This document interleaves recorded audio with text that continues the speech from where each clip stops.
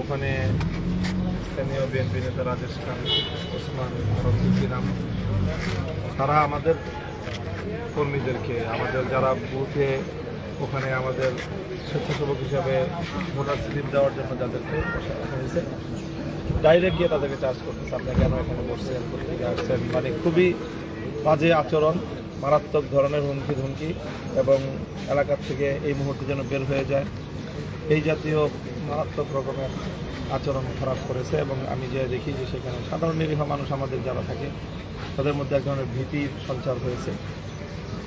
তারা সেখানে শেষ পর্যন্ত সারাদিন আজকে ওখানে থাকতে পারবে কিনা, কাজ করতে পারবে কিনা সেটা নিয়ে তারা শঙ্কিত।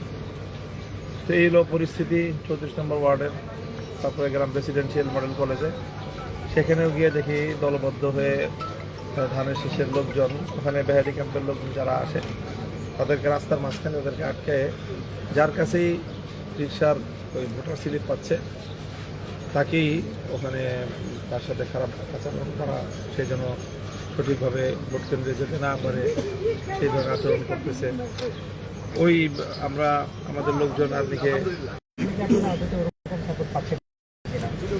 এই যে প্রশাসন বললে যাচ্ছে কিন্তু এখনো পর্যন্ত কোনো পদক্ষেপ মানে অর্থাৎ যারা এই ধরনের কাজ করছে, এই যে আমি সুনির্দিষ্ট বললাম যে গোটা 34 নম্বর ওয়ার্ড জুড়ে রাজেশ খান কিন্তু একটা ত্রাসের রাজত্ব ইতিমধ্যে সৃষ্টি করে ফেলেছে, তাকে তো আটকাচ্ছে না। সে এক জায়গা দিয়ে ত্রাস সৃষ্টি করে আরেক দিকে যাচ্ছে, তারপরে প্রশাসন যাচ্ছে। সাধারণত আপনার একটা বক্তব্য ব্যাপকভাবে প্রচার হয়েছে যে ফলাফল যেমনই হোক মেনে নেওয়া হবে, মেনে নেবেন, এবার এটার কোনো ব্যাখ্যা আছে কিনা? না, ফলাফল যেমনই হোক মেনে নেব এরকম কোনো কথা আমি বলিনি। কেউ আমার কথা বিকৃতভাবে উপস্থাপন করেছে। আমি বলেছি আমি তো যদি ভোট যদি সন্দেহজনক হয়, যদি ভোটের মধ্যে আমরা কোনো ধরনের সমস্যা না দেখি, সন্তোষজনকভাবে জনগণ যদি ভোটাধিকার প্রয়োগ করতে পারে তাহলে সেই ক্ষেত্রে জনগণের রায় আমরা সর্বাবস্থায় মেনে নেব।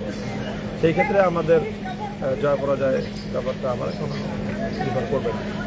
এইভাবে ছিল আমার কথা। এর ব্যতিক্রমকে উপস্থাপন করলে সে আমার কথা বিকৃত করেছে। অসংখ্য ধন্যবাদ।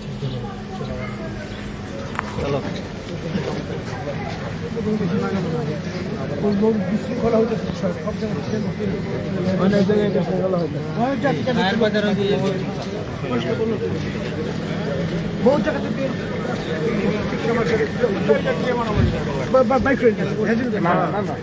কি বলে